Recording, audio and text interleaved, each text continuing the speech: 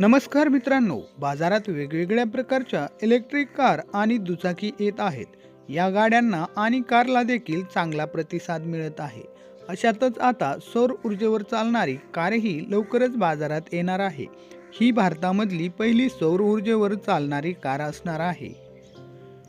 Wave mobility ही company Eva या सौर ऊर्जेवरच्या कारचं अपग्रेडेड व्हर्जन देखील सादर करणार आहेत, ज्यामध्ये सौर ऊर्जेवर चालणारी ही पहिली कार असणार आहे.